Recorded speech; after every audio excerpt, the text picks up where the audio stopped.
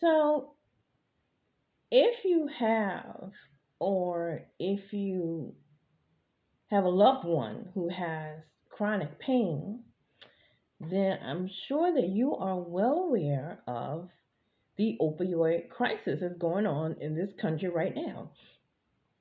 And I don't mean the one you had been hearing about how people will becoming addicted to opioids and all of that hysteria over that.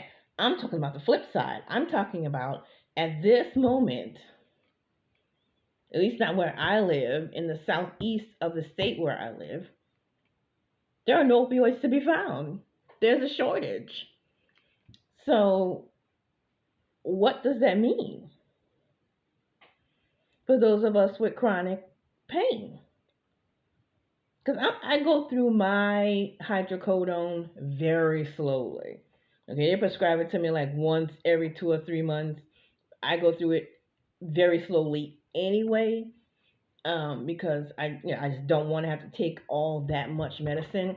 But there are times when I'm in a pretty hard crisis, when the pain is really bad, and I have no choice but to take 2, 3 pills a day.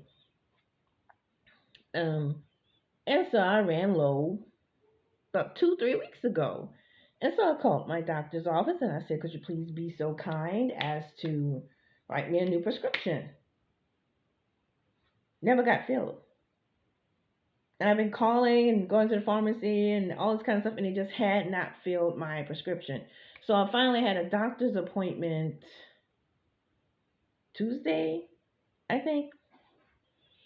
So I get over there and I ask, you know, my healthcare provider, oh yeah, when are you going to fill that? And they said, oh, there isn't any.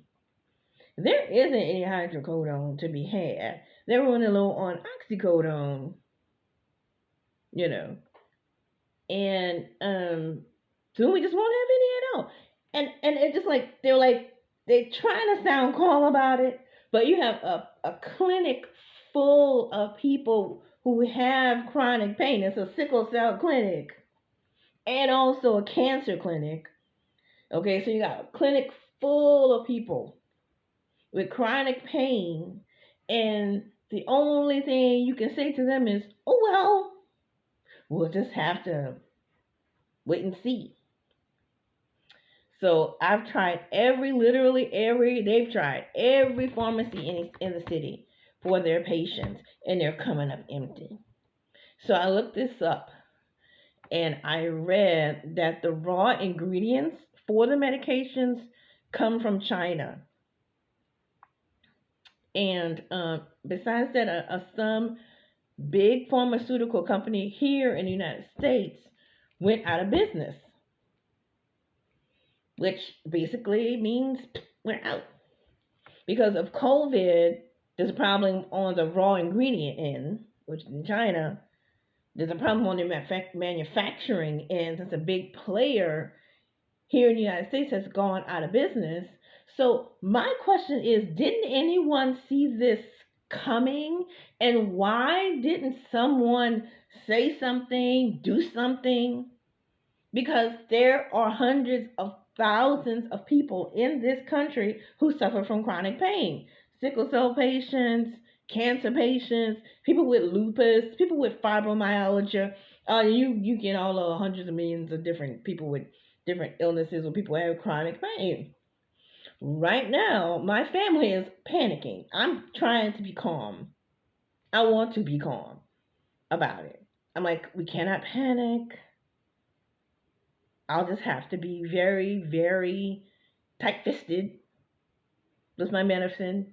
I have three, actually, 3.5 hydrocodone pills left. I have about a good amount, because I just filled that oxycodone prescription a few weeks ago, and it's a good thing I did, because soon it will be running out too. And so, I mean, the clinic is telling me, oh, just when you run out of your hydrocodone, just use your oxycodone. Oxycodone is for, like, the way I use it, when the Vicodin is not working, next level is the oxycodone. So I'm not just going to go to that, because I don't know how long the situation is going to last. the things that I have read said it's going to be sometime in the middle of next year before they get on top of this. Everything is back ordered, and nobody knows when they're going to have medicine for us. So why would I just run through my oxycodone just because right now I'm low on everything else? No, I don't think so. No, I don't think I will. Just use that instead. I think at this point I try my best because we all do try because there's a pain when we go into crises here. We can go to the sickle cell clinic and they'll treat us with pain medicine there. So if it's that bad, I'll go to the clinic beside instead of running through the medicine that I have. We cannot panic. People with chronic pain, and I have tried CBD. It doesn't work for me. Not for my pain. My pain is, if it's that bad, I mean, it. I have to say that the CBD worked like sort of a Advil would. Let's say that basic sort of getting up in the morning, achy painy sort of thing. But if I take CBD, I don't want to have hydrocodone in my system as well. So I just stopped taking it. So don't go there. That ain't gonna work. I'm not about to smoke weed either. So, um, yeah, I just want to put that out there that we can't panic. Let's not panic. Let's just be wise and economic. Help each other where we can, and get used to your heating pad, and get used to going to the clinic more if you have a clinic, and pray you don't end up in the ER and all that. That's a whole nother pot of grits right there. So I had to vent about that because it's frustrating, and again I don't want to panic about it because I don't want my family to see me panic about it. I don't want them to panic about it. We can't panic about it. We just have to deal with our pain. Those for people for whom the CBD works, I'm so happy for you. People who will smoke weed, I'm just a little tight, bit jealous of you because you will do that. People say it works, but I'm not about to do that. So yeah, tell me what you're doing. Tell me how you working this out and how you're working through it and how you plan to work through it in the coming months. Because they say it won't be till the middle of next year till the stuff gets off of back order. So all right, y'all. With that, I'm gonna make sure I have my heating pad in good condition. Make sure that I have some really good topical things to use for my pain. God bless you all. I'll pray for y'all. Y'all pray for me. Do me a favor, please, and subscribe to my YouTube channel. Please comment below. I want to hear what you're going through, how you're dealing with this, and what you plan on doing. Good night.